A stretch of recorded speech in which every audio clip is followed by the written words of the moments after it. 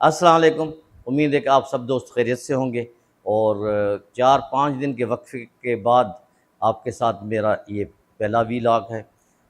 जैसे मैं पहले ही आपसे रिक्वेस्ट करता हूँ कि एमएफ़ को, मीडिया फ़ोकस को सब्सक्राइब करें, उसके बेल आइकन को दबाएँ ताकि आपको सारे नोटिफ़िकेशंस मिलें। अच्छा लगे तो इसको लाइक भी करें और दोस्तों में शेयर करें, यही मेरी बड़ी कामयाबी है। खुदा खुदा करके बजट भी आ गया और बजट के बाद पोस्ट बजट प्रेस कॉन्फ्रेंस भी हो गई और उस प्रेस कॉन्फ्रेंस का जो हाल है वो आपने मुख्तलिफ़ टीवी चैनल्स पे देखा होगा, किस तरह शर्मिंदगी उठानी पड़ी हुकूमत के नुमाइंदों को। और सारे जो सहाफ़ी हज़रात थे, तकरीबन 80% वो तो वहाँ से वॉकआउट कर गए, बायकॉट किया, क्योंकि उनको जो पूरा एक टेक्निकली ब्रीफ़ किया जाता था एफबीआर की तरफ से, उस पे कोई डिस्कशन नहीं हुआ, कोई बात नहीं हुई। उन्होंने सहाफ़ियों ने एहतजाज किया, उसके बाद अता तारड़ साहब और एफबीआर के लंगड़याल साहब जो चेयरमैन हैं, उनको बनाने के लिए पूरी कोशिश की, लेकिन वो नहीं आए। और उनकी वजह भी यही थी कि वो हुकूमत ऊपर-ऊपर से खेल रही थी। वो नहीं चाह रही थी कि इस किस्म के एफबीआर के इन टेक्निकल फ़ैसलों पे, बातों पे कोई सहाफ़ी हज़रात सवाल पूछें या कोई टफ़ सवाल पूछे, और उनको जो फ़ैसले करने होते हैं वो तो कर लेते हैं। लेकिन ये पहली दफ़ा हुआ है 20-25 साल के बाद कि सहाफ़ियों के साथ ये सलूक किया गया कि उनको टेक्निकली तौर पे न कोई वो दस्तावेज़ात फ़राहम की गई, न कोई उनसे डिस्कस किया गया, और ये बहुत ही बड़ी शर्मिंदगी की बात थी। और ये भी देखा गया कि हाल पूरा तकरीबन खाली हो रहा था और उस हाल को भरने के लिए सरकारी अमलदारों को, सरकारी जो लोग थे, नौकरी पेशा लोग थे वहाँ पे, उनको बिठाया गया ताकि वो हाल भरा हुआ दिखाया जा सके। बड़े अफ़सोस की बात है।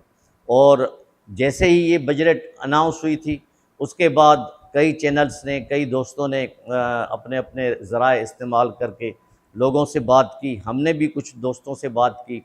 जो मुझे फ़ीडबैक मिला, ख़ास करके इंडस्ट्रियलिस्टों से और एग्रीकल्चरिस्टों से, तो आप यकीन करें कि दोनों जो तबके हैं, वो नालाँ हैं, नाख़ुश हैं।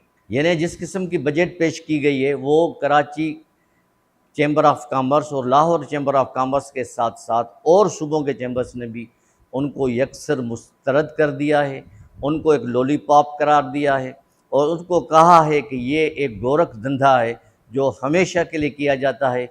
और इस तरह इस दफ़ा वो इसी प्लानिंग के साथ किया गया है कि लोग हैरान हैं।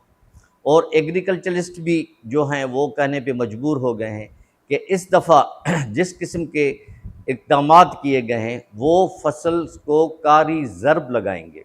यानी गंदम जो हम इंपोर्ट करते हैं 6-7 मीट्रिक टन से ज़्यादा, लाख मीट्रिक टन से ज़्यादा, माहिर मुआशियात वो कहते हैं कि हो सकता है कि इस दफ़ा हम तकरीबन 10 मीट्रिक टन से भी ज़्यादा जो है उसको हमें गंदम को इंपोर्ट करना पड़े।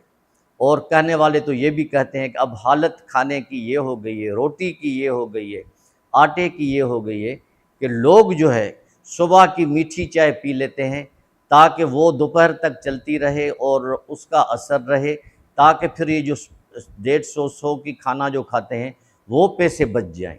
कितनी बड़ी शर्मिंदगी की बात है कि हमारा मुल्क जो एग्रीकल्चर मुल्क है, जो 70% से ज़्यादा एग्रीकल्चरिस्ट है, उसको जानबूझ के तबाह किया जा रहा है। उसके जो मुख्तलिफ़ इक़साम के जो वो बीज हैं, खाद खुराक है, उसको महंगा किया जा रहा है। और इसके बरक्स जो पोल्ट्री फार्म हैं या जो दूसरे लाइव स्टॉक वाले हैं, उनको प्रमोट किया जा रहा है। उनके प्रमोट करने से क्या होगा कि हमारे जितने भी फसल हैं, क्रॉप्स हैं, वो आहिस्ता आहिस्ता ख़त्म होते जाएंगे। और हम जो एग्रीकल्चर मोस्ट जो हमारे दुनिया में काटन मशहूर है, हमारी गंदम, हमारे गन्ना, इन्हें चावल, हर चीज़ हमारी अल्लाह पाक ने दी है हमें, वो आहिस्ता आहिस्ता ख़त्म होती जाएगी। क्योंकि इस किस्म के बजट अगर 2-3 और आए तो ये हर एक का खाना ख़राब कर देंगे।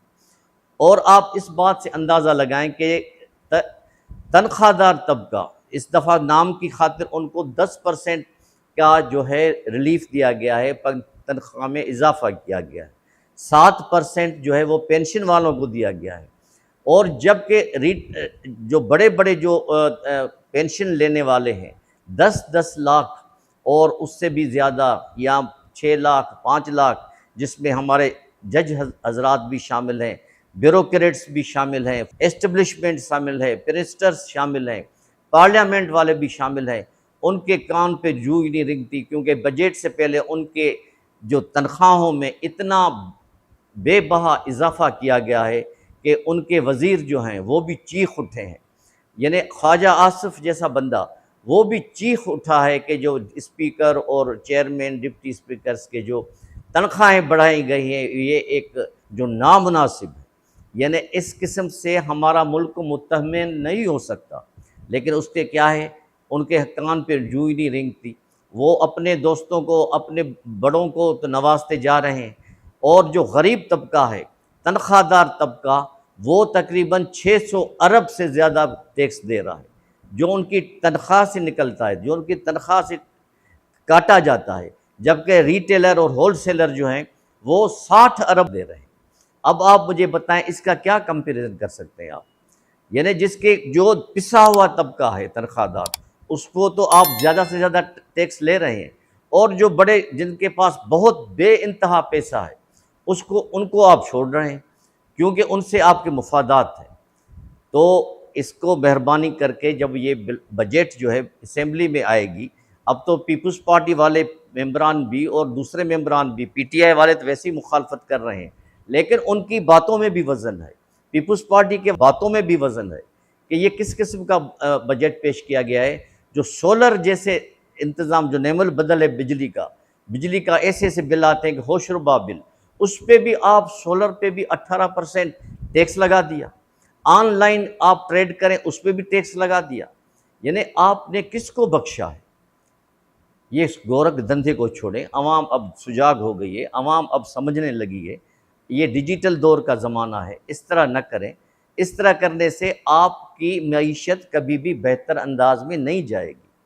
आप लाख कोशिश करें, हुकूमत को चाहिए कि होश के नाखून ले, गरीबों के पे तवज्जो दे, उनके लिए कुछ करे।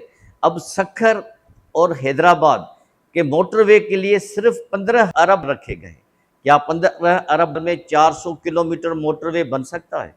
K2 का मसला जो पानी का है, उसके लिए कहा गया था कि वो 2026 में पूरा किया जाएगा, लेकिन 26 में कैसे पूरा होगा, जबकि उसके लिए आपने 3.25 अरब रुपए रखे हैं।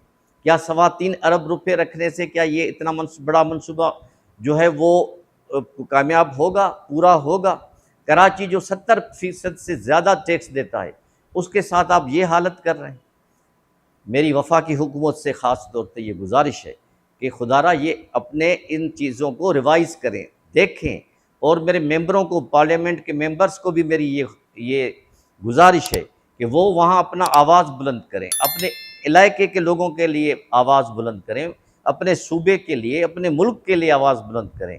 ख़ास करके तनख्वाहदार तबके के लिए जो प्रोजेक्ट्स, तरक्की के प्रोजेक्ट्स हैं, उनके लिए आवाज़ बुलंद करें, तभी तो कुछ खुशहालियाँ तरक्की हो सकेगी। अगर ये ना हो सका तो ये बजट पास होते रहेंगे, काम होता रहेगा, बड़ों के खीसे भरे जाएंगे, जेब भरे जाएंगे, और गरीब बेचारा पिसता रहेगा।